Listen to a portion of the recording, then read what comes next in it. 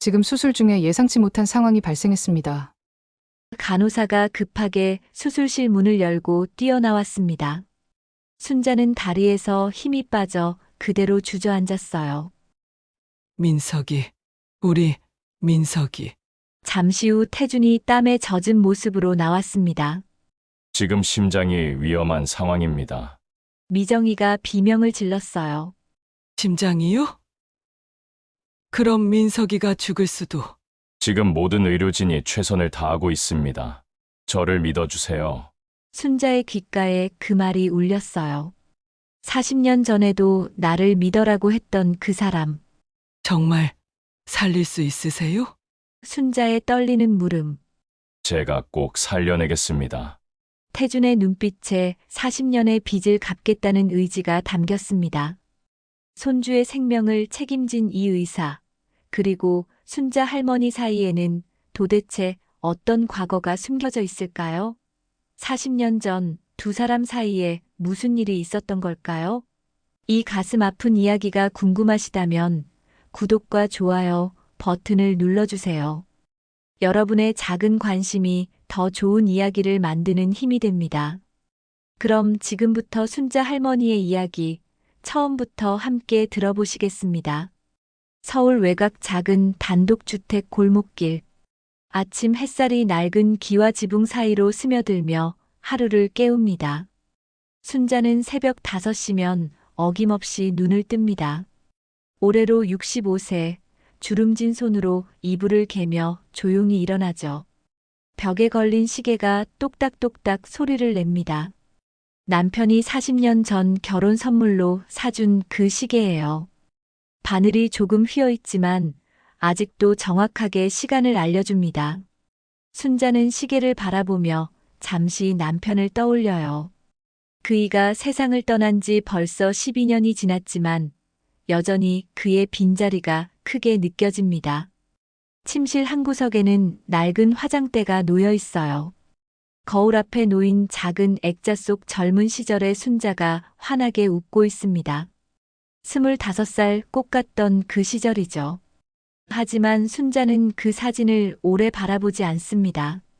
그때의 기억은 달콤함보다 쓰라림이 더 크거든요. 민석아, 일어날 시간이야. 10살 손주 민석이 작은 방에서 뒤척입니다.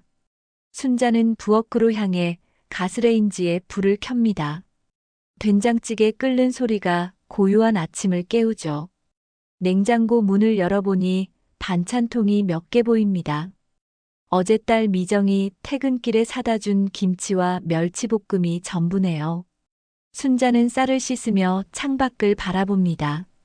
이웃집 할머니가 빨래를 널고 있어요.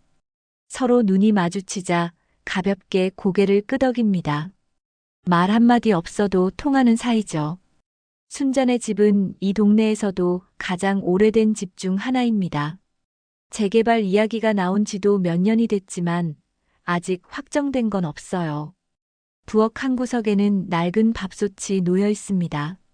15년도 넘은 거지만 아직 멀쩡해요. 순자는 밥을 지으며 예전을 떠올립니다. 미정이가 어렸을 때는 이 밥솥으로 매일 새끼를 해먹였죠. 시장에서 반찬 가게를 하며 바쁜 와중에도 딸에게만큼은 집밥을 먹이려고 애썼어요. 그때가 참 힘들었죠. 새벽 4시에 일어나 시장에 나가 재료를 사고 밤늦게까지 반찬을 만들어 팔았습니다. 손가락이 칼에 베이는 일은 일상이었고 겨울이면 찬물에 손을 담그느라 손가락 끝이 갈라져 피가 나기도 했어요. 하지만 그 모든 고생이 아깝지 않았습니다. 미정이만은 제대로 키우고 싶었거든요. 할머니, 배고파요. 민석이 부스스한 머리로 부엌에 나타납니다. 순자는 아이의 머리를 쓰다듬으며 밥상을 차려줍니다. 된장찌개 한 그릇, 김치 몇 조각, 계란 후라이 하나. 검소하지만 정성이 가득한 아침상이죠. 할머니가 만든 계란 후라이가 제일 맛있어요. 민석이 환하게 웃으며 말합니다. 순자의 마음이 따뜻해져요. 이 아이만큼은 행복하게 키우고 싶습니다. 자신이 겪었던 고생은 물려주고 싶지 않아요. 오늘 학교 다녀와서 태권도 간다고 했지? 관장님이 우리 민석이 실력이 많이 늘었다고 하시던데. 네, 할머니. 이번 달에 승급 시험도 본다고 했어요. 엄마는 언제 와요? 순자는 잠시 망설입니다. 딸 미정은 병원에서 간호조무사로 일하며 늘 바쁩니다. 야간 근무까지 마치고 오면 아침 늦게야 집에 들어오죠. 민석이 학교 갈 시간에는 깊이 잠들어 있을 거예요. 미정이는 정말 열심히 살고 있어요. 혼자서 아이를 키우며 생계를 꾸려나가는 게 얼마나 힘든 일인지 순자는 누구보다 잘 알고 있습니다. 엄마는 밤새 일하셨으니까 늦게 오실 거야. 할머니가 다 챙겨줄게. 민석이 고개를 끄덕이며 밥을 먹습니다. 순자는 아이를 바라보며 마음이 짠해집니다. 아버지 없이 자라는 이 아이가 안쓰럽기도 하고 한편으론 자신의 젊은 시절이 겹쳐 보이기도 해요. 순자 자신도 홀로 미정이를 키웠으니까요. 25살에 임신을 하고 아이 아버지는 책임지지 못하겠다며 떠나버렸습니다. 그 사람 이름은 태준이었어요. 전주에서 만난 대학 선배였죠. 의대생이라며 자랑스럽게 소개했던 그 사람. 순자는 그때를 떠올리며 가슴이 먹먹해집니다. 사랑한다고 했던 그 말들이, 결혼하자던 그 약속들이 모두 거짓이었다는 걸 알았을 때의 절망감을 아직도 잊을 수 없어요. 임신 사실을 알리자 그는 차갑게 돌아섰습니다. 가난한 집안의 딸과는 함께할 수 없다며 자신에게는 더 큰 꿈이 있다며 말이죠. 그때부터 순자의 인생은 오롯이 딸을 위한 시간이었어요. 시장에서 반찬 가게를 하며 미정이를 대학까지 보냈죠.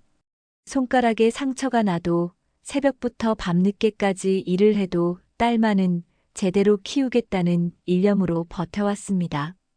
할머니, 무슨 생각해요? 얼굴이 슬퍼 보여요. 민석이 젓가락을 놓으며 묻습니다. 순자는 깜짝 놀라며 미소를 지어 보입니다. 아이 앞에서 우울한 표정을 지으면 안 되는데 말이죠. 아니야, 우리 민석이 생각하고 있었어. 빨리 먹고 학교 준비해야지. 민석이 밥을 다 먹고 양치질을 하러 갑니다. 순자는 혼자 남은 부엌에서 설거지를 시작해요. 찬물에 손을 담그니 시린 감각이 올라옵니다. 관절염 때문에 겨울이면 손목이 더 아파요. 병원에 가야 한다고 생각하면서도 자꾸 미루게 됩니다. 그런데 병원 이야기가 나오니 또다시 그 사람이 떠오릅니다. 의사가 되겠다던 그 사람은 과연 꿈을 이뤘을까요? 순자는 고개를 저으며 그런 생각을 떨쳐냅니다. 40년이 지난 일을 왜 자꾸 떠올리는 걸까요? 아이가 방에서 교복을 입고 나옵니다. 순자는 민석이의 가방을 챙겨주며 용돈 1,000원을 손에 쥐어줍니다. 요즘 물가에 1,000원이 얼마나 되겠어요. 그래도 아이가 친구들과 함께 간식이라도 사 먹을 수 있었으면 좋겠습니다. 할머니, 저 혼자 갈 수 있어요. 알고 있어. 그래도 할머니가 배웅해주고 싶단다. 날씨가 쌀쌀해졌으니까 조심해야지. 순자는 아이와 함께 골목길을 걸어갑니다. 아침 공기가 차갑지만 상쾌해요. 민석이 뛰어가며 떨어진 은행잎을 주워 올립니다. 아이의 모습을 보니 어린 시절 미정이가 생각나요. 미정이도 이렇게 골목길을 뛰어다니며 자랐죠. 할머니, 이거 예쁘죠? 학교에서 친구들한테 보여줄래요? 응, 우리 민석이가 주운 거니까 더 예쁘네. 학교 앞에 도착했습니다. 다른 아이들도 하나둘씩 등교하고 있어요. 순자는 민석이의 옷매무새를 다시 한번 정리해줍니다. 학교에서 넘어지거나 다치지 말고 선생님 말씀 잘 들어야 해. 태권도 갔다가 집에 오는 길에도 조심하고. 네, 할머니. 걱정하지 마세요. 다녀올게요. 민석이 학교 안으로 들어간 후 순자는 천천히 집으로 돌아갑니다. 이제부터는 혼자만의 시간이에요. 빨래를 널고 점심을 준비하고 저녁거리를 사러 시장에 가야죠. 평범하고 반복되는 일상이지만 순자에게는 소중한 하루하루입니다. 집에 도착해 문을 열려는 순간 핸드폰이 울립니다. 미정이에게서 온 문자 메시지네요. 엄마, 오늘도 야간 연장 근무예요. 민석이 잘 부탁드려요.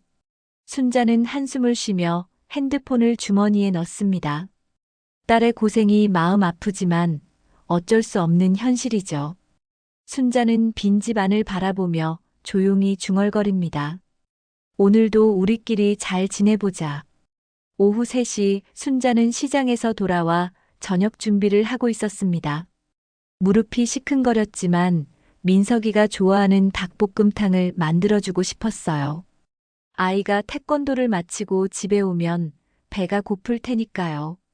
냄비에 물을 올리고 닭을 손질하던 순자는 문득 창밖을 바라봤습니다. 하늘이 흐려지고 있었어요. 비가 올 것 같았습니다. 민석이가 우산을 챙겨갔는지 걱정이 되었죠. 핸드폰이 갑자기 울렸습니다. 생소한 번호였어요. 요즘 스팸 전화가 많아서 받기 싫었지만 혹시 민석이와 관련된 전화일 수도 있다는 생각에 받았습니다. 여보세요? 안녕하세요. 서울대학교병원 응급실입니다. 환자 이민석 군의 보호자이신가요? 순자의 손에서 국자가 떨어졌습니다. 스테인리스 국자가 바닥에 부딪히며 쨍그랑 소리를 냈어요. 가슴이 철렁 내려앉으며 다리에 힘이 빠졌습니다. 네. 저는 할머니인데요. 무슨 일이? 민석 군이 교통사고를 당해서 현재 응급실에 있습니다. 빨리 오셔야 할 것 같습니다. 전화기가 손에서 미끄러져 떨어질 뻔했어요. 순자는 부들부들 떨리는 손으로 전화기를 꽉 잡았습니다. 심장이 터질 것처럼 뛰었어요.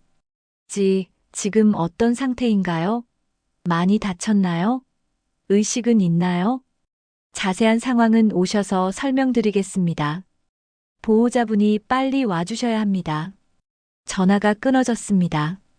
순자는 멍하니 서 있다가 급하게 가스불을 끄고 외투를 집어들었어요. 손이 너무 떨려서 지퍼를 올리기도 힘들었습니다. 가방을 들려고 했지만 떨리는 손으로는 가방끈조차 제대로 잡을 수 없었어요. 민석아, 우리 민석아. 순자는 혼잣말을 중얼거리며 집을 나섰습니다. 택시를 잡으려고 길가에 나섰지만 손을 제대로 들 수가 없었어요. 몸 전체가 떨리고 있었거든요. 다행히 지나가던 택시 기사가 순자의 다급한 모습을 보고 차를 세워줬습니다.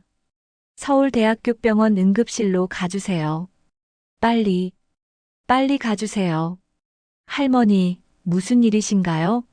얼굴이 새파래지셨는데. 손주가 사고를 당했다고 해서. 순자의 목소리가 떨렸습니다. 택시 기사는 더 이상 묻지 않고 엑셀을 밟았어요. 차 안에서 순자는 계속 중얼거렸습니다. 괜찮을 거야. 우리 민석이는 튼튼한 아이야. 하지만 마음은 온통 어둠뿐이었어요. 만약 민석이에게 무슨 일이라도 생긴다면 순자는 상상조차 하기 싫었습니다. 차창 밖으로 빗방울이 떨어지기 시작했어요. 순자는 눈물이 핑 돌았습니다. 아침에 민석이를 배웅할 때 조심하라고 했는데 왜 이런 일이 생긴 걸까요? 자신이 더 단단히 당부했어야 했는데. 미정이에게 전화를 걸었습니다. 1번, 2번 신호가 갔지만 받지 않았어요. 병원에서 근무 중이라 전화를 받기 어려울 거예요. 순자는 문자를 보냈습니다. 미정아, 민석이가 사고 났어. 서울대학교병원 응급실로 빨리 와. 병원에 도착하자 순자는 비틀거리며 응급실로 뛰어갔습니다. 복도에는 환자들과 보호자들이 가득했어요. 접수대에서 민석이 이름을 대니 간호사가 안내해줬습니다. 지금 검사를 받고 있습니다. 잠시만 기다려주세요. 순자는 의자에 앉아 있을 수가 없었어요. 복도를 왔다 갔다 하며 손을 비비고 또 비빌 뿐이었습니다. 시계를 보니 벌써 1시간이 지났는데도 아무 소식이 없었어요. 그때 미정이가 헐레벌떡 뛰어왔습니다. 간호복 위에 가디건만 걸친 채였어요. 엄마, 민석이는 어떻게 됐어요? 아직 검사 중이래. 미정아, 우리 민석이 괜찮을까? 미정이 순자의 손을 꽉 잡았습니다. 딸의 손도 차갑게 떨리고 있었어요. 괜찮을 거예요, 엄마. 우리 민석이는 강한 아이잖아요. 모녀는 서로를 붙들고 기다렸습니다. 응급실 복도의 차가운 의자에 앉아 있는 시간이 너무나 길게 느껴졌어요. 얼마나 기다렸을까요? 1시간 반이 지났을 때 의사가 나왔습니다. 이민석 군 보호자분들이세요? 순자와 미정이 동시에 일어섰습니다. 네, 저희입니다. 민석이는 어떻게 됐나요? 다행히 의식은 있습니다. 하지만 복부 뇌출혈이 의심되어서 응급수술이 필요한 상황입니다. 순자의 눈앞이 캄캄해졌어요. 미정이가 순자를 부축했습니다. 수술이요? 위험한 건 아니죠? 지금 상황에서는 수술이 최선입니다. 외과 과장님이 직접 집도하실 예정이니까 너무 걱정하지 마세요. 우리 병원 최고의 의사분이시거든요. 의사는 수술 동의서를 건네줬습니다. 순자는 종이를 받으며 손이 부들부들 떨렸어요. 외과 과장님이 곧 오셔서 자세히 설명해 드릴 겁니다. 잠시 후 복도 끝에서 흰 가운을 입은 의사가 걸어오고 있었습니다. 키가 크고 머리가 희끗희끗한 남자였어요. 걸음걸이가 당당하고 자신감이 넘쳐 보였습니다.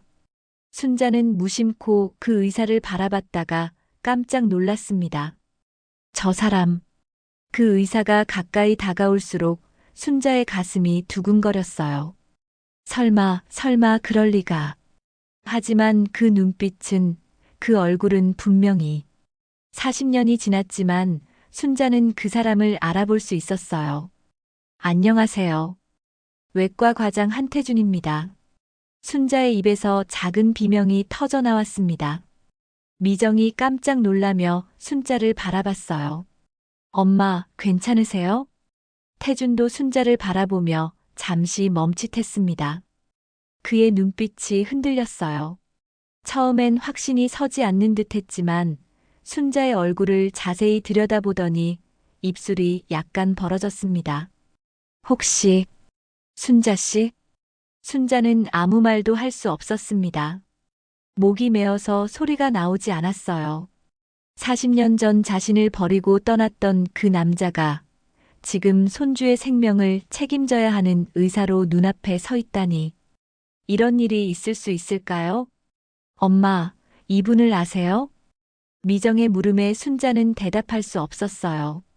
입술만 파르르 떨릴 뿐이었습니다. 태준이 먼저 입을 열었습니다. 의사로서의 침착함을 되찾으려는 듯 목소리를 가다듬었어요. 환자와의 관계가 어떻게 되시는지요? 저는 할머니고 이쪽은 어머니입니다. 태준의 시선이 미정에게 머물렀습니다. 그는 잠시 무언가를 생각하는 듯 했어요. 미정의 나이를 계산해 보는 것 같았습니다. 그럼 수술에 대해 설명드리겠습니다. 태준이 차분하게 설명을 이어갔지만 순자는 한마디도 귀에 들어오지 않았어요. 온통 머릿속이 하얘졌습니다. 어떻게 이런 일이 벌어질 수 있을까요? 순자가 펜을 들었지만 손이 너무 떨려서 글자를 쓸 수가 없었어요. 펜이 바닥에 떨어졌습니다. 태준이 펜을 주어 순자에게 건네줬습니다. 그 순간 두 사람의 손이 스쳤어요. 순자 씨, 정말 오랜만입니다. 순자는 고개를 돌렸습니다. 차마 그의 얼굴을 똑바로 볼 수가 없었어요. 40년의 세월이 흘렀지만 그 목소리는 여전히 순자의 가슴을 아프게 했습니다. 지금은 민석이가 먼저입니다. 순자의 목소리가 떨렸어요. 태주는 잠시 말을 잇지 못하고 순자를 바라봤습니다. 그의 눈빛에 복잡한 감정이 스쳐 지나갔어요. 놀라움, 당황, 그리고 말로 표현할 수 없는 그리움 같은 것들이 뒤섞여 있었습니다. 미정이 두 사람 사이의 묘한 분위기를 느꼈습니다. 어머니가 이렇게 동요하는 모습은 처음 봤거든요. 평소 어떤 어려움에도 흔들리지 않던 순자가 이렇게 당황하는 모습이 낯설었어요. 엄마, 이분 아세요? 아까부터 이상하시던데. 순자는 입술을 깨물며 대답하지 않았습니다. 어떻게 대답해야 할까요? 이 사람이 미정이의 친아버지일 수도 있는 남자라고 말할 수는 없었어요. 적어도 지금은 아니었습니다. 민석이의 수술이 더 급했거든요. 태준이 상황을 정리하려는 듯 목소리를 가다듬었어요. 의사로서의 전문성을 유지하려고 애쓰는 모습이었습니다. 지금은 환자가 우선입니다. 수술에 대해 자세히 설명드리겠습니다. 태준은 차트를 보며 설명을 시작했어요. 하지만 간간히 순자를 힐끗 바라보는 시선을 감출 수 없었습니다. 민석 군은 복부 뇌출혈로 인해 응급수술이 필요합니다. 비장 파열이 의심되는 상황이고 지금 당장 수술하지 않으면 위험할 수 있어요. 복부 CT 결과를 보면 출혈량이 상당합니다. 미정이 얼굴이 새파래졌습니다. 위험하다는 게 생명에 지장이 있다는 말씀인가요? 그래서 빨리 수술해야 합니다. 다행히 다른 장기에는 큰 손상이 없어 보이고 의식도 또렷해요. 뇌출혈이나 척추 손상도 없습니다. 수술만 잘 되면 충분히 회복할 수 있어요. 태준의 설명을 들으며 순자는 머릿속이 복잡했어요. 한편으로는 손주의 생명이 걱정되고 다른 한편으로는 그 생명을 구해줄 사람이 하필 태준이라는 사실에 마음이 어지러웠습니다. 수술 시간은 얼마나 걸리나요? 미정이 떨리는 목소리로 물었어요. 비장절제술과 지혈술을 포함해서 대략 3시간에서 4시간 정도 예상됩니다. 상황에 따라 더 길어질 수도 있고요. 수술 중간중간 상황을 알려드리겠습니다. 태준이 수술 동의서를 다시 순자 앞에 놓았습니다. 종이 위에는 복잡한 의학 용어들이 빼곡히 적혀 있었어요. 보호자분의 사인이 필요합니다. 수술의 위험성과 합병증에 대해서도 설명드렸고요. 순자는 펜을 다시 들었지만 손이 여전히 떨렸어요. 글자가 제대로 써지지 않았습니다. 40년 전의 기억들이 파도처럼 밀려와 정신을 혼란스럽게 했어요. 태준이 조용히 말했어요. 천천히 하세요. 마음을 진정시키고요. 그 말투가 예전과 똑같았어요. 순자는 가슴이 먹먹해졌습니다. 대학 시절 태준은 늘 이렇게 다정하게 말했거든요. 순자가 시험을 앞두고 긴장할 때마다 천천히 해, 순자야라고 말해주던 그 목소리였어요. 순자는 과거를 떠올렸습니다. 1978년 가을, 전주의 한 대학 캠퍼스. 은행나무 잎이 노랗게 물들던 그때, 순자는 태준을 처음 만났어요. 의대 3학년이던 태준은 순자에게 있어 모든 것이었습니다. 공부도 잘하고 키도 크고 무엇보다 자신을 진심으로 사랑해준다고 믿었던 사람이었어요. 순자야, 졸업하면 결혼하자. 내가 의사가 되면 너를 행복하게 해줄게. 우리 둘이 함께라면 무엇이든 할 수 있어. 태준의 그 약속을 얼마나 믿었던가요? 순자는 그를 위해 자신의 모든 것을 바쳤어요. 공부도 친구들과의 만남도 심지어 집안 반대도 무릅쓰고 그와 함께했습니다. 가난한 집안 출신인 자신을 사랑해준다는 것만으로도 감사했어요. 하지만 순자가 임신 사실을 알렸을 때 태준의 태도는 완전히 돌변했어요. 순자야, 미안해. 나는 아직 준비가 안 됐어.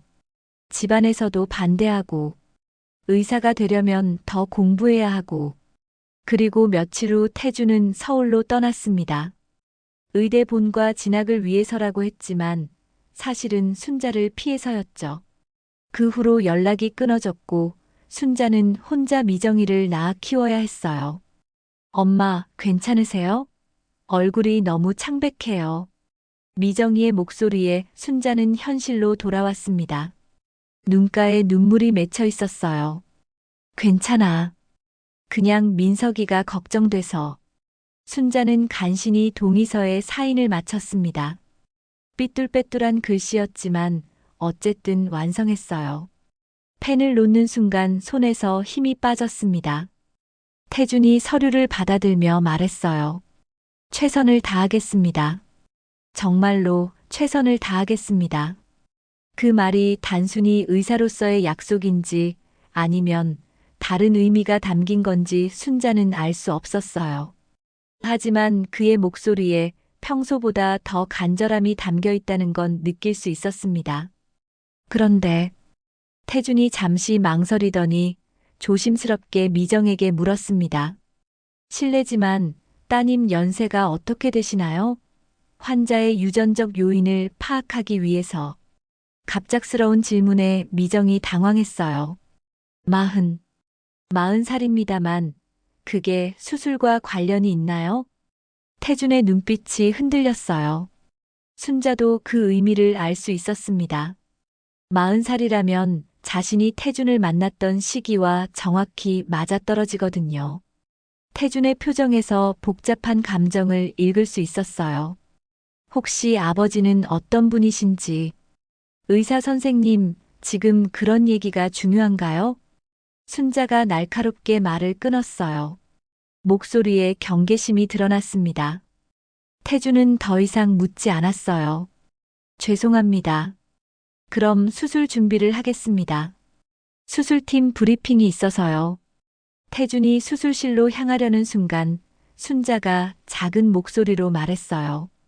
민석이만은 제발. 태준이 뒤돌아보며 고개를 끄덕였습니다. 그의 눈빛에 진심이 담겨 있었어요. 반드시 살려내겠습니다. 약속합니다. 그의 말에는 의사로서의 책임감뿐만 아니라 개인적인 다짐도 담겨 있는 것 같았어요. 마치 40년 전 지키지 못한 약속을 이번만은 반드시 지키겠다는 의지처럼 보였습니다. 태준이 수술실로 사라진 후 순자는 의자에 털썩 주저앉았습니다. 온몸에 힘이 빠진 것 같았어요. 미정이 걱정스럽게 물었어요. 엄마, 정말 괜찮으세요? 아까부터 너무 이상하신데. 혹시 그 의사 선생님과 아는 사이세요? 아니야. 그냥 민석이가 걱정돼서 그래. 하지만 순자의 마음은 전혀 괜찮지 않았습니다. 40년 전의 상처가 다시 헤쳐졌고 동시에 손주의 생명이 그 사람 손에 달려있다는 현실이 너무나 잔인했어요. 수술실 불이 켜졌습니다. 빨간 불빛이 복도를 비추며 수술이 시작됐음을 알려줬어요. 이제 기다릴 수밖에 없었습니다. 순자는 떨리는 손을 모으고 간절히 기도했습니다. 제발 우리 민석이만은. 수술실 불빛이 켜진 지 1시간이 지났습니다. 순자는 딱딱한 플라스틱 의자에 앉아 시계만 바라보고 있었어요. 분침이 움직일 때마다 가슴이 조였습니다. 미정이는 복도를 왔다 갔다 하며 안절부절 못했고요. 복도에는 다른 환자 가족들도 있었어요. 어떤 할아버지는 휠체어에 앉아 졸고 계셨고 젊은 부부는 서로 손을 잡고 걱정스러운 표정으로 수술실을 바라보고 있었습니다. 병원 특유의 소독약 냄새가 코끝을 자극했어요. 엄마, 커피라도 드실래요? 얼굴이 너무 창백해요. 괜찮아. 하지만 순자는 전혀 괜찮지 않았어요. 민석이가 걱정되는 것도 있지만 더 큰 혼란은 태준을 다시 만났다는 사실에서 왔습니다. 40년 동안 지우려고 애썼던 기억들이 물밀듯이 밀려왔어요. 순자는 눈을 감았습니다. 그러자 1978년 가을 전주 대학교 캠퍼스가 떠올랐어요. 은행나무 잎이 노랗게 물든 그 아름다운 계절이었죠. 순자야, 여기 있었구나. 도서관 뒤편 벤치에서 공부하고 있던 순자에게 태준이 다가왔어요. 의대 3학년이던 그는 순자보다 2살 위였고 키가 크고 훤칠한 모습이었습니다. 검은 뿔테 안경을 쓴 모습이 지적이어 보였어요. 태준 선배님, 안녕하세요. 선배님은 무슨, 그냥 태준이라고 불러. 나이 차이도 별로 안 나잖아. 태준은 순자 옆에 앉으며 따뜻한 미소를 지었어요. 그 미소에 순자의 마음이 두근거렸습니다. 가난한 집딸인 자신에게 의대생이 관심을 보인다는 게 믿어지지 않았거든요. 공부하느라 고생이 많네. 뭐 공부해? 영문학 과제요. 셰익스피어 작품 분석인데 너무 어려워요. 햄릿의 심리 변화를 분석하는 건데. 내가 도와줄까? 고등학교 때 영어 꽤 했거든. 햄릿이라. 생존이냐 죽음이냐, 그것이 문제로다. 그 유명한 대사 말이지. 태준은 정말로 순자의 과제를 도와줬어요. 어려운 영어 문장들을 쉽게 풀어서 설명해주고 햄릿의 심리까지 분석해줬습니다. 순자는 그런 태준이 대단해 보였어요. 와, 정말 똑똑하세요. 의대생이라서 그런가요? 아니야, 그냥 책 읽는 걸 좋아해서. 의학 공부만 하면 머리가 딱딱해져서 가끔 문학책도 읽어. 그 후로 태준은 매일 도서관에서 순자를 찾아왔어요. 처음에는 공부를 도와준다는 핑계였지만 점점 그냥 함께 있고 싶어 하는 게 느껴졌습니다. 순자야, 너는 참 열심히 사는구나. 새벽부터 밤늦게까지 공부하고 아르바이트까지 하고 대단해. 저는 그냥 열심히 살 수밖에 없어요. 가난한 집 딸이라서 학비도 벌어야 하고요. 순자는 식당에서 서빙 아르바이트를 했어요. 하루 4시간씩, 주말에는 8시간씩 일했습니다. 손님들이 까다로울 때도 있고, 발이 아파서 집에 오면 파스를 붙여야 할 때도 있었어요. 가난이 뭐가 중요해? 나는 너의 순수함이 좋아. 돈으로 살 수 없는 거잖아. 요즘 애들은 다 물질적인 것만 추구하는데 너는 달라. 태준의 그런 말들이 순자에게는 큰 위로가 되었어요. 누구도 자신을 그렇게 따뜻하게 바라봐 준 적이 없었거든요. 집에서도 항상 공부나 열심히 해서 좋은데 시집가라는 말만 들었는데 태준은 순자 자체를 인정해줬어요. 겨울이 되자 두 사람의 관계는 더욱 깊어졌습니다. 태준은 순자에게 장갑을 선물하기도 하고 감기에 걸렸을 때는 약을 사다 주기도 했어요. 순자야, 손이 이렇게 거칠면 어떻게 해?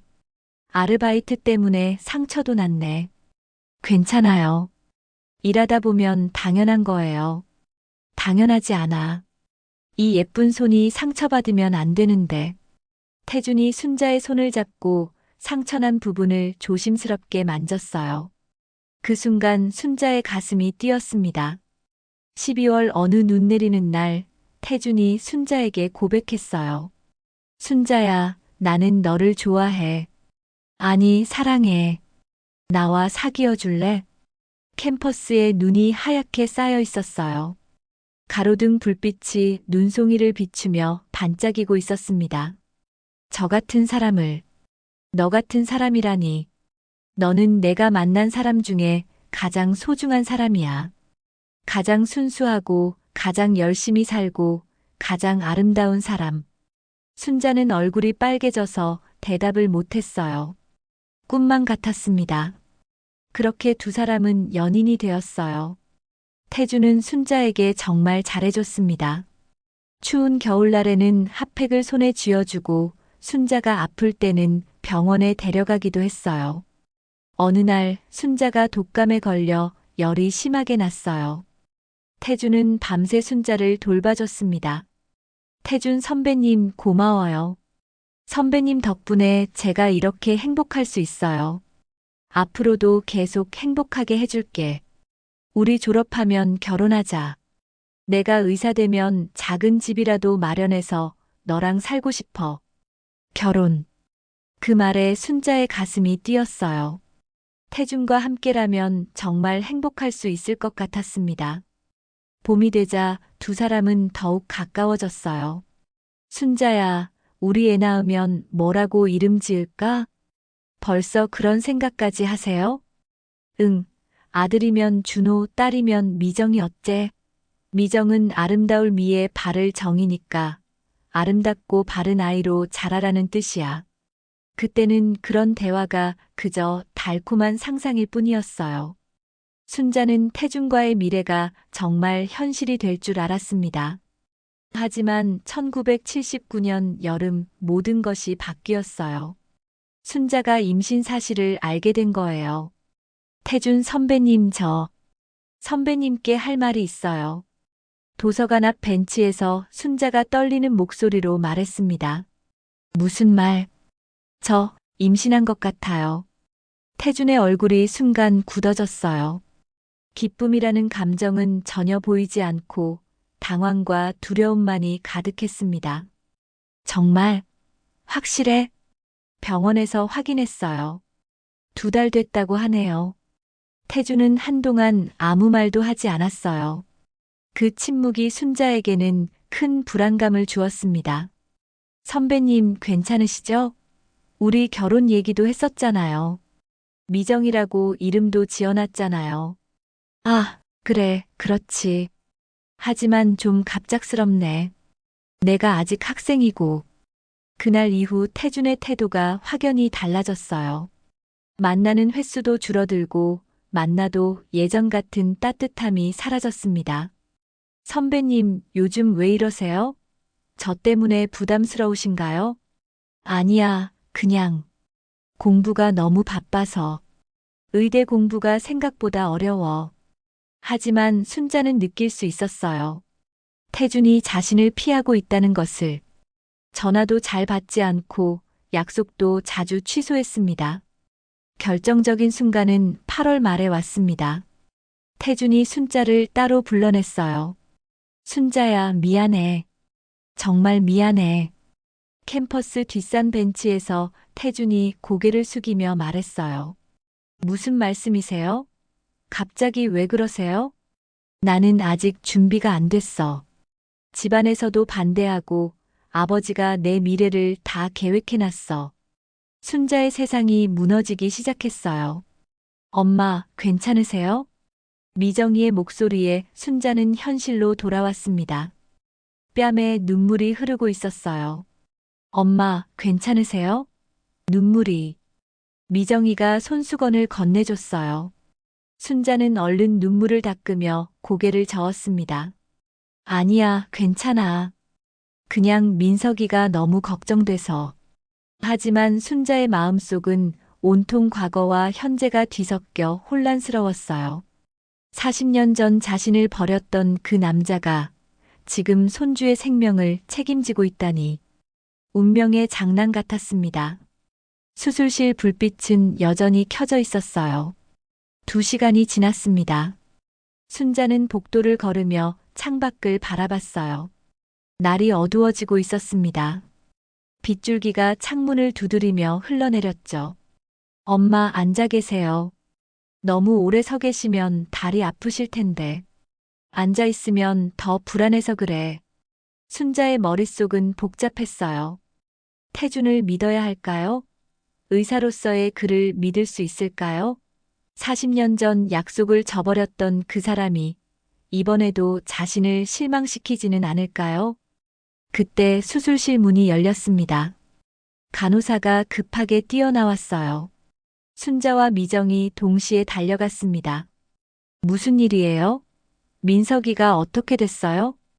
간호사는 당황한 표정으로 대답했어요. 지금 수술 중에 예상치 못한 상황이 발생했습니다. 과장님께서 최선을 다하고 계시니 조금만 기다려주세요. 예상치 못한 상황이요? 그게 무슨 말이에요? 미정이의 목소리가 떨렸어요. 간호사는 더 자세한 설명을 하지 못하고 다시 수술실로 들어갔습니다. 순자는 다리에서 힘이 빠졌어요. 미정이가 순자를 부축했지만 순자는 그대로 주저앉고 말았습니다. 엄마, 엄마, 괜찮으세요? 민석이, 우리 민석이. 순자는 제대로 말을 잇지 못했어요. 가슴이 찢어질 것 같았습니다. 손주가 위험하다는 생각에 숨이 막혔어요. 잠시 후 수술실 안에서 의료진들의 다급한 목소리가 들려왔습니다. 정확히 무슨 말인지는 알 수 없었지만 긴박한 상황이라는 건 느껴졌어요. 미정이가 순자를 의자에 앉히며 말했어요. 엄마, 진정하세요.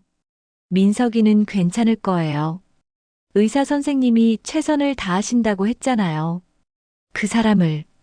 그 사람을 믿어야 할까? 순자가 중얼거렸어요. 미정이는 그 말을 제대로 알아듣지 못했습니다. 엄마, 무슨 말씀이세요? 아니야, 아무것도 아니야. 순자는 고개를 저었어요. 지금 이 순간에 과거를 얘기할 수는 없었습니다. 다만 마음속으로 간절히 빌 뿐이었어요. 제발, 제발 이번만은 저를 저버리지 말아주세요. 40년 전에는 저를 버렸지만 이번만큼은 민석이를 살려주세요. 30분이 더 지났습니다. 순자에게는 30시간처럼 느껴졌어요. 시계 소리가 유난히 크게 들렸습니다. 똑딱, 똑딱, 똑딱. 그 소리가 순자의 심장 박동과 겹쳐졌어요. 복도를 지나가는 다른 의료진들을 볼 때마다 순자는 소식을 기다렸습니다. 하지만 아무도 순자에게 다가오지 않았어요. 엄마, 물 좀 드세요. 미정이가 컵을 건넸지만 순자는 목이 메어 물을 삼킬 수 없었어요. 그때 수술실 문이 다시 열렸습니다. 이번에는 태준이 나왔어요. 수술복에는 땀이 배어 있고 마스크 위로 보이는 눈가에는 피로가 가득했습니다. 순자와 미정이 동시에 일어났어요. 의사 선생님, 민석이는 어떻게 됐어요? 미정이가 다급하게 물었습니다. 태준은 잠시 숨을 고르고 말했어요. 지금 심장이 위험한 상황입니다. 그 말에 미정이가 비명을 질렀어요. 심장이요? 복부 수술이라고 하지 않으셨어요? 비장절제는 성공적으로 끝났습니다. 하지만 수술 중 출혈이 심해서 혈압이 급격히 떨어졌고 그로 인해 심장에 무리가 갔습니다. 지금 심폐소생술을 하고 있어요. 순자의 눈앞이 캄캄해졌어요. 심폐소생술. 그 말은 민석이의 심장이 멈췄다는 뜻이 아닌가요? 그럼 민석이가 죽을 수도 있다는 말씀이신가요? 미정이의 목소리가 떨렸어요. 태준은 침착하게 대답했습니다. 지금 모든 의료진이 최선을 다하고 있습니다. 아직 포기할 단계가 아닙니다. 저를 믿어주세요. 저를 믿어주세요. 그 말이 순자의 귓가에 울렸어요. 40년 전에도 태준은 그렇게 말했었죠. 나를 믿어, 순자야. 내가 꼭 책임질게. 하지만 그는 약속을 지키지 않았어요. 순자는 떨리는 목소리로 물었습니다. 정말 살릴 수 있으세요? 태준이 순자를 똑바로 바라봤어요. 그의 눈빛에는 진심이 담겨 있었습니다. 반드시 살려내겠습니다. 제가 꼭 살려내겠습니다. 그 말에는 의사로서의 책임감뿐만 아니라 개인적인 다짐도 담겨 있는 것 같았어요. 마치 40년 전 지키지 못한 약속을 이번에는 반드시 지키겠다는 의지처럼 보였습니다. 얼마나 더 걸릴까요? 미정이가 물었어요. 1시간. 아니, 정확히는 알 수 없습니다. 환자의 상태에 따라 달라질 수 있어요. 하지만 제가 있는 한 끝까지 최선을 다하겠습니다. 태준은 다시 수술실로 들어갔어요. 문이 닫히는 순간 순자는 무릎을 꿇고 말았습니다. 제발. 순자는 두 손을 모으고 간절히 기도했어요. 종교가 있는 것도 아니었지만 이 순간만큼은 누군가에게 빌고 싶었습니다. 제발 우리 민석이만은 살려주세요. 제가 어떤 벌을 받아도 좋으니 민석이만은. 미정이도 순자 옆에 무릎을 꿇었어요. 모녀는 서로를 껴안고 흐느꼈습니다. 엄마, 민석이는 괜찮을 거예요. 꼭 괜찮을 거예요. 그래야 하는데, 그래야 하는데. 순자의 마음은 찢어질 것 같았어요. 만약 민석이에게 무슨 일이라도 생긴다면 자신은 어떻게 살아갈 수 있을까요? 딸 미정이는 또 얼마나 슬퍼할까요? 수술실 안에서는 여전히 긴박한 상황이 계속되고 있었어요. 의료진들의 발소리, 기계 소리, 급한 목소리들이 문틈으로 새어나왔습니다. 순자는 과거를 떠올렸어요. 40년 전 태준이 떠난 후 순자는 혼자서 미정이를 낳았습니다. 출산 과정은 고통스러웠지만 아기를 처음 안았을 때의 그 감정을 잊을 수 없어요. 작고 여린 생명이 자신의 품에 안겨 있었죠. 이 아이만은 꼭 지켜야 해. 이 아이만은 행복하게 키워야 해. 그렇게 다짐하며 순자는 미정이를 키웠어요. 그리고 미정이가 낳은 민석이 역시 순자에게는 목숨보다 소중한 존재였습니다. 민석아, 할머니가 있잖아. 할머니가 여기 있으니까 포기하면 안 돼. 꼭 이겨내야 해. 순자는 마음속으로 민석이에게 말을 걸었어요. 그 마음이 민석이에게 전해지기를 간절히 바라면서 말이죠. 시간이 흘러갔습니다. 40분, 50분. 수술실 불빛은 여전히 켜져 있었어요. 순자와 미정이는 의자에 앉아 서로의 손을 꽉 잡고 있었습니다. 복도의 형광등이 희미하게 깜빡였어요. 밤이 깊어가고 있었습니다. 병원은 점점 조용해졌지만 순자의 마음은 더욱 요란했어요. 태준, 당신을 믿어야 할까요? 40년 전에 당신은 저를 배신했지만 지금의 당신은 다를까요? 제발, 제발 이번만큼은. 순자는 떨리는 손으로 십자가를 그렸습니다. 기독교 신자가 아니었지만 이 순간만큼은 어떤 신이라도 좋으니 민석이를 살려달라고 빌었어요. 수술실 문은 여전히 닫혀 있었습니다. 1시간이 더 지났습니다. 수술실 앞 시계는 밤 9시를 가리키고 있었어요. 순자와 미정이는 여전히 의자에 앉아 초조하게 기다리고 있었습니다. 복도에는 이제 사람이 거의 없었어요. 다른 환자 가족들은 모두 돌아가고 야간 근무 간호사들만 조용히 업무를 보고 있었습니다. 형광등 불빛이 차갑게 복도를 비쳤어요. 엄마, 물이라도 좀 드세요. 아까부터 아무것도 안 드셨잖아요.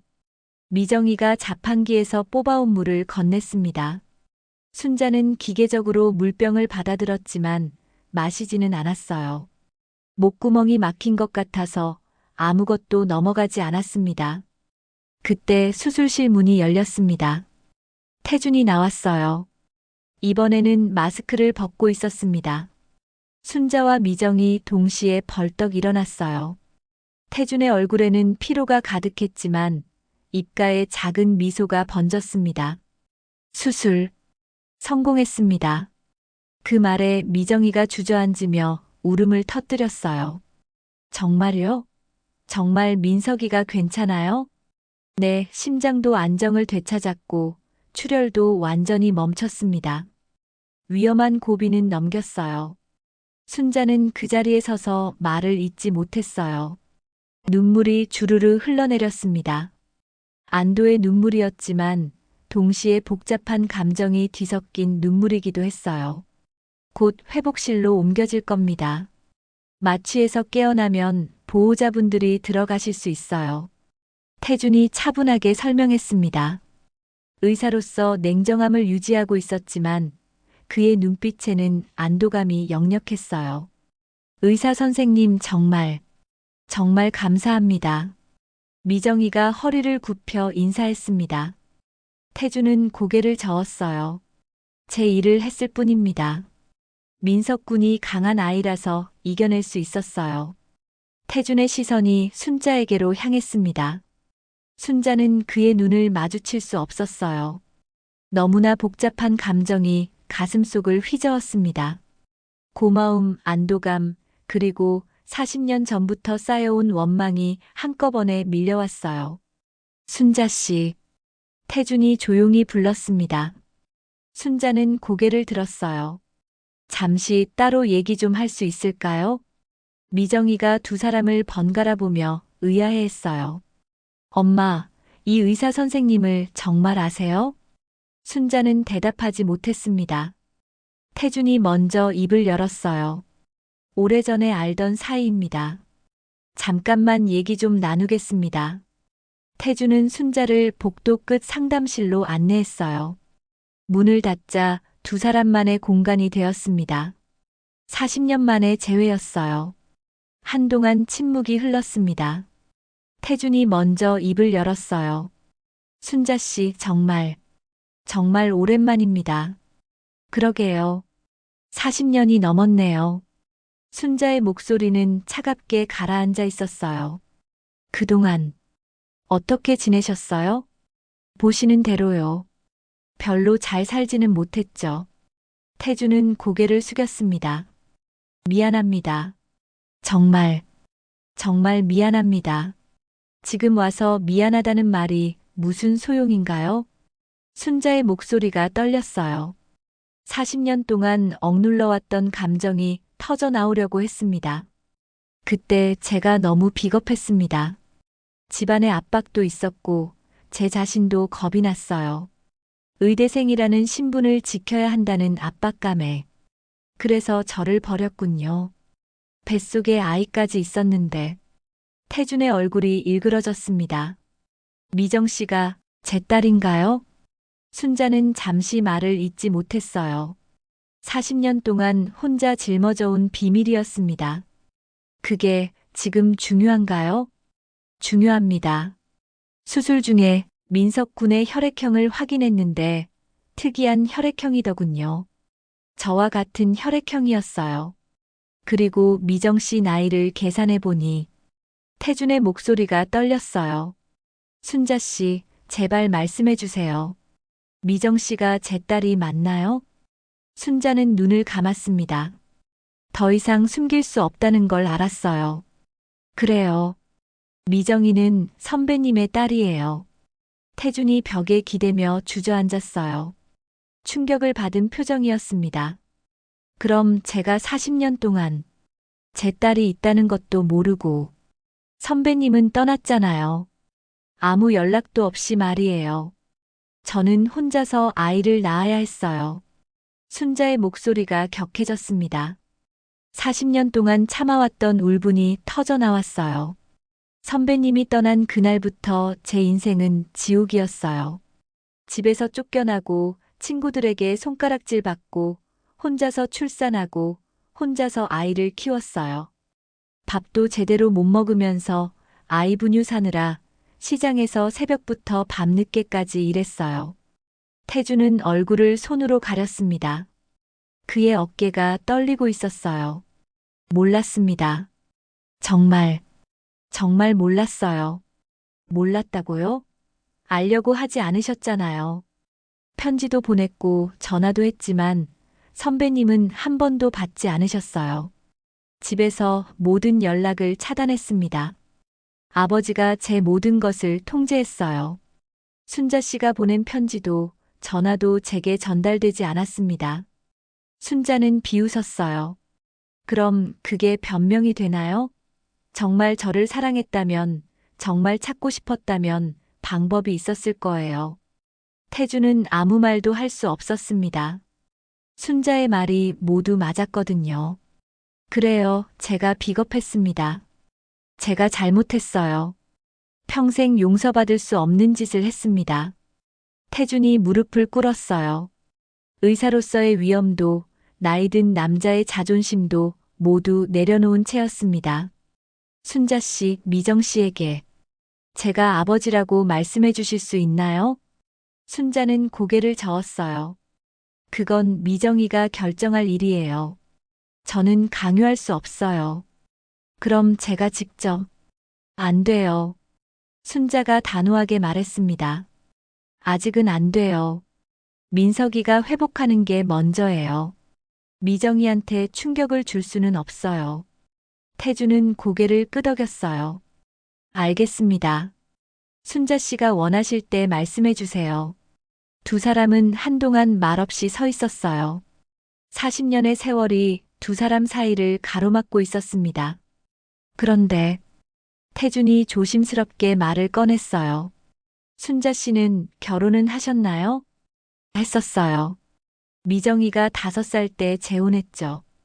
착한 사람이었어요. 미정이를 친딸처럼 키워주셨고요. 하지만 12년 전에 세상을 떠났어요. 그랬군요. 힘드셨겠어요. 힘들었죠. 하지만 버텼어요. 미정이와 민석이를 위해서요. 태준의 눈가에 눈물이 맺혔어요. 제가 그때 순자 씨 곁에 있었어야 했는데, 순자는 더 이상 대답하지 않았습니다. 이미 지나간 일이었으니까요. 이제 나가봐야겠어요. 미정이가 기다리고 있을 거예요. 순자가 문을 열려고 할 때 태준이 말했어요. 순자 씨, 저도 결혼했었습니다. 집안에서 정한 사람과요. 하지만 행복하지 않았어요. 결국 10년 전에 이혼했습니다. 순자는 뒤돌아보지 않았어요. 그건 제가 알 바 아니에요. 순자는 상담실을 나왔습니다. 복도에서 미정이가 기다리고 있었어요. 엄마, 무슨 얘기 하셨어요? 아무것도 아니야.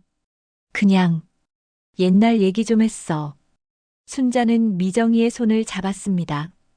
따뜻한 딸의 손이었어요. 40년 동안 순자를 지탱해준 힘이었습니다. 1시간 후 민석이는 회복실로 옮겨졌습니다. 마취에서 천천히 깨어나고 있었어요. 순자와 미정이는 민석이 곁에 앉아 그 작은 손을 잡았습니다. 민석아, 할머니야. 할머니 목소리 들려? 민석이의 눈꺼풀이 천천히 떨렸어요. 그리고 조금씩 눈을 떴습니다. 할머니. 작고 약한 목소리였지만 순자에게는 세상에서 가장 아름다운 소리였어요. 그래, 민석아. 할머니가 여기 있어. 이제 괜찮아. 미정이도 눈물을 흘리며 아들의 손을 꽉 잡았습니다. 민석아, 엄마도 여기 있어. 정말 잘 버텨줬어. 민석이는 희미하게 미소를 지었어요. 그 모습을 본 순자는 가슴이 벅차올랐습니다.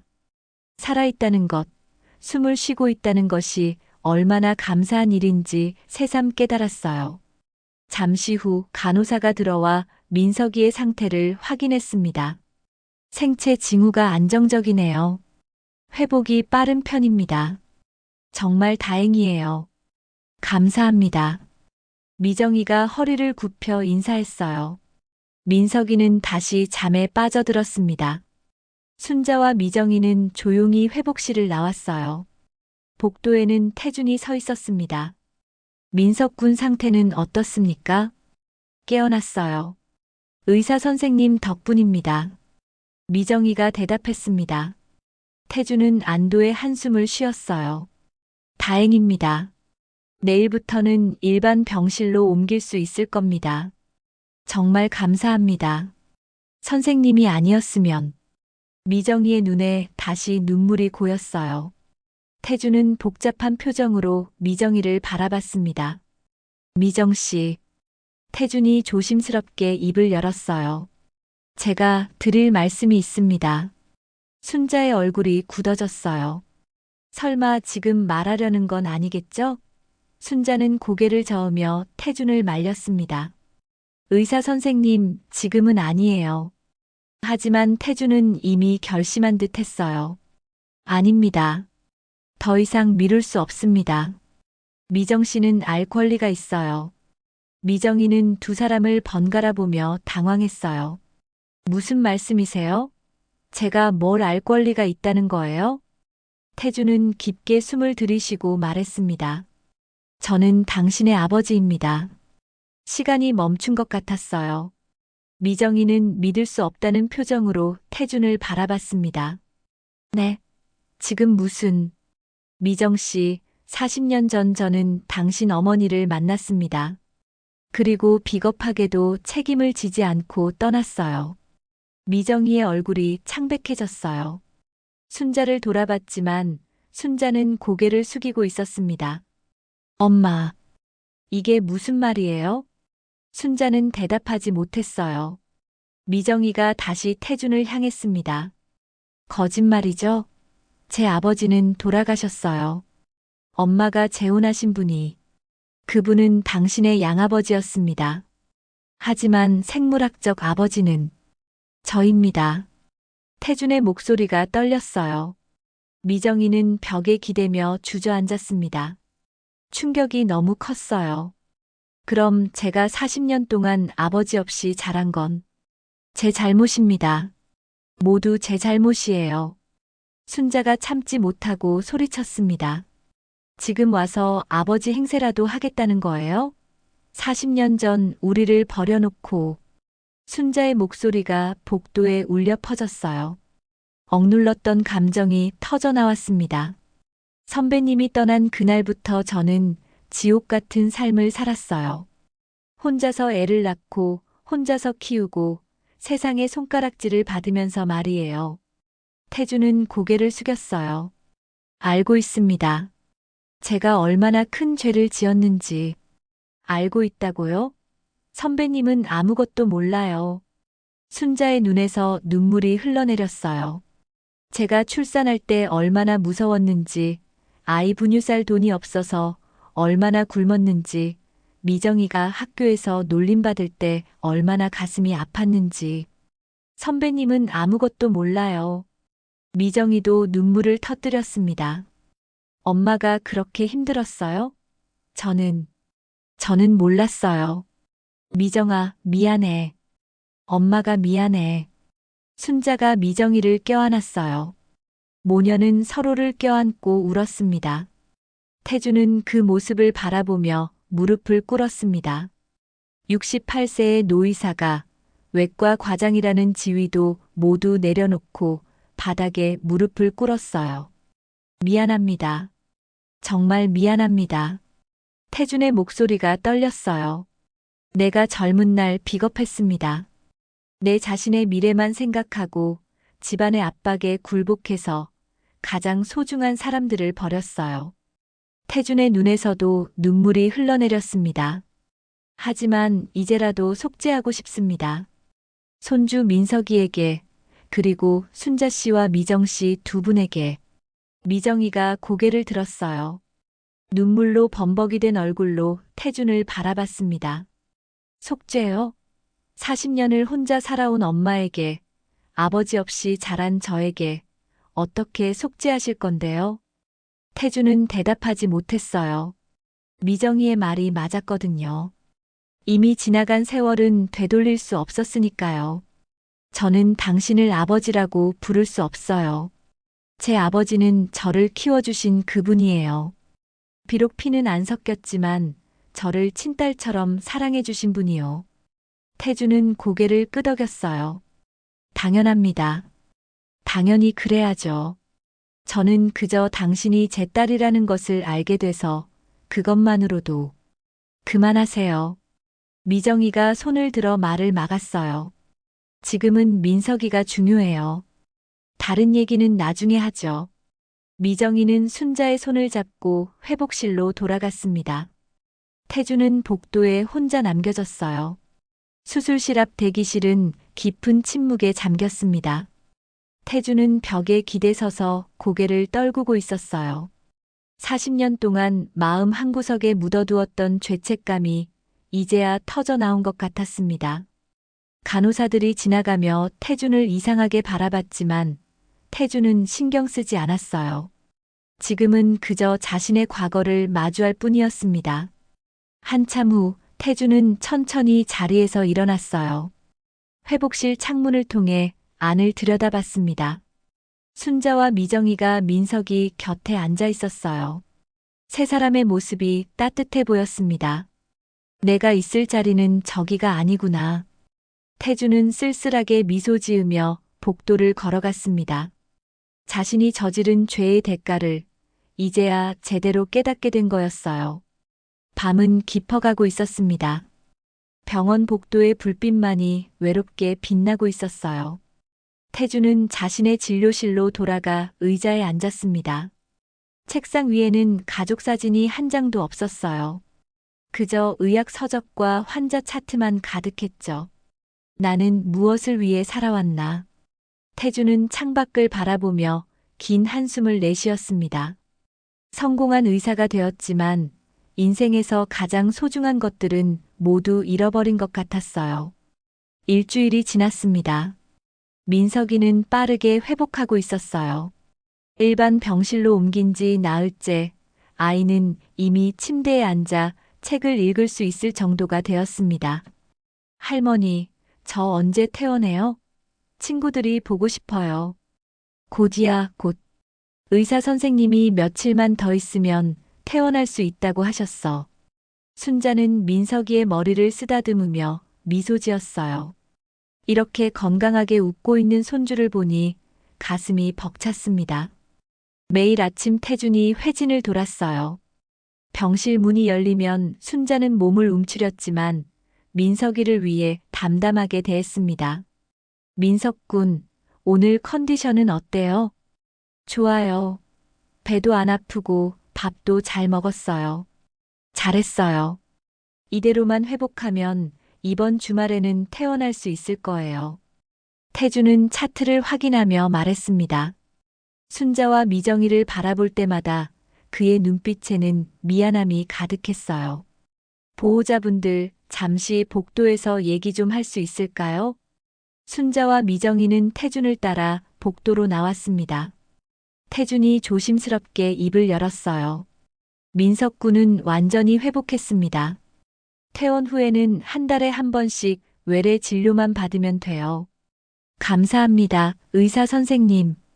미정이가 정중하게 인사했습니다. 하지만 목소리에는 거리감이 있었어요. 태주는 망설이다가 봉투 하나를 꺼냈습니다. 이건 제가 도와드리고 싶어서요. 수술비며 입원비며. 됐습니다. 미정이가 단호하게 거절했어요. 저희가 알아서 할 수 있어요. 선생님께 더 이상 신세 지고 싶지 않습니다. 태준의 얼굴이 어두워졌어요. 미정 씨, 저는 그저 선생님은 의사로서 환자를 치료해 주셨어요. 그걸로 충분합니다. 미정이의 말은 차갑고 명확했습니다. 태준은 봉투를 다시 주머니에 넣을 수밖에 없었어요. 알겠습니다. 그럼 혹시 필요한 게 있으면 언제든 말씀해 주세요. 괜찮습니다. 미정이는 병실로 들어가 버렸습니다. 순자와 태준만 복도에 남았어요. 순자 씨, 선배님도 이제 그만 신경 쓰세요. 저희는 괜찮으니까요. 순자의 목소리는 차분했지만 그 안에는 깊은 상처가 담겨 있었어요. 하지만 저는 선배님이 할 수 있는 건 다 하셨어요. 민석이를 살려주신 것만으로도 감사해요. 순자는 고개를 숙여 인사하고 병실로 들어갔습니다. 태주는 한동안 복도에 서 있었어요. 그날 저녁 순자는 병실 창가에 앉아 있었습니다. 미정이는 민석이와 함께 저녁을 먹고 있었어요. 평화로운 모습이었습니다. 순자는 창밖을 바라보며 조용히 중얼거렸어요. 이 아이만 건강하다면 과거는 흘러가도 돼. 민석이가 웃으며 떠드는 소리가 들렸습니다. 미정이가 아들을 다독이는 목소리도 들려왔어요. 순자는 그 소리를 들으며 마음이 따뜻해졌습니다. 40년 동안 순자를 지탱해 준 건 바로 이 순간들이었어요. 딸의 웃음소리, 손주의 밝은 목소리, 그리고 함께 밥을 먹는 소소한 일상들 말이죠. 엄마, 괜찮으세요? 미정이가 다가와 물었습니다. 응, 괜찮아. 그냥 생각 좀 하고 있었어. 그분, 아버지에 대해서요? 순자는 고개를 끄덕였어요. 미정아, 너는 그분을 용서할 수 있겠니? 미정이는 한참을 고민하다가 대답했습니다. 모르겠어요, 엄마. 솔직히 아직도 화가 나요. 왜 이제 와서 나타났는지, 왜 40년 동안 우리를 찾지 않았는지. 그래, 당연해. 엄마도 그래. 하지만 미정이가 말을 이었어요. 민석이를 살려주신 건 사실이잖아요. 그리고 그분도 고통스러워 보였어요. 무릎까지 꿇으시면서 순자는 딸의 손을 잡았습니다. 미정아, 천천히 생각해. 엄마는 내가 어떤 결정을 하든 존중할게. 엄마는요? 엄마는 어떻게 하실 거예요? 순자는 창밖을 바라봤어요. 저녁 노을이 하늘을 붉게 물들이고 있었습니다. 엄마는 그냥 이대로 살 거야. 너희 둘만 건강하면 그걸로 충분해. 모녀는 서로를 껴안았습니다. 말없이 서로의 체온을 느끼며 위로를 주고받았어요. 퇴원하는 날이 왔습니다. 민석이는 신이 나서 짐을 챙기고 있었어요. 할머니, 빨리 집에 가요. 제 방이 보고 싶어요. 그래, 가자. 할머니가 맛있는 거 해줄게. 순자는 민석이의 손을 잡고 병실을 나섰습니다. 복도 끝에서 태준이 서 있었어요. 퇴원 서류를 들고 있었습니다. 퇴원 축하합니다, 민석군. 감사합니다, 의사 선생님. 선생님 덕분에 살았어요. 민석이는 밝게 웃었어요. 태준은 민석이의 머리를 쓰다듬으며 미소 지었습니다. 건강하게 잘 자라요. 다시는 아프지 말고. 네. 서류를 전달하고 마지막 인사를 나눴습니다. 순자와 미정이는 짧게 고개를 숙였어요. 그동안 감사했습니다. 아니에요, 제가 더 감사합니다. 태준의 목소리가 떨렸어요. 세 사람이 병원을 나서려는 순간 태준이 뒤에서 불렀습니다. 순자 씨. 순자가 돌아봤어요. 태준은 멀찍이 서서 말했습니다. 저는 이제라도 조금씩 갚아가겠습니다. 비록 받아주시지 않더라도 멀리서라도 지켜보겠습니다. 순자는 아무 대답도 하지 않았어요. 그저 고개를 살짝 끄덕이고 돌아섰습니다. 병원 앞 정류장에서 택시를 기다리는 동안 미정이가 뒤를 돌아봤어요. 태준은 여전히 병원 입구에 서서 이쪽을 바라보고 있었습니다. 미정이는 복잡한 마음으로 시선을 거뒀어요.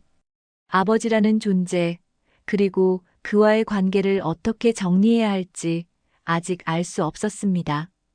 택시에 올라탔습니다. 순자는 창밖을 바라보며 한숨 섞인 미소를 지었어요. 하늘은 맑고 푸르렀습니다. 내 청춘은 무너졌지만 이 아이들의 미래만은 지켜야지.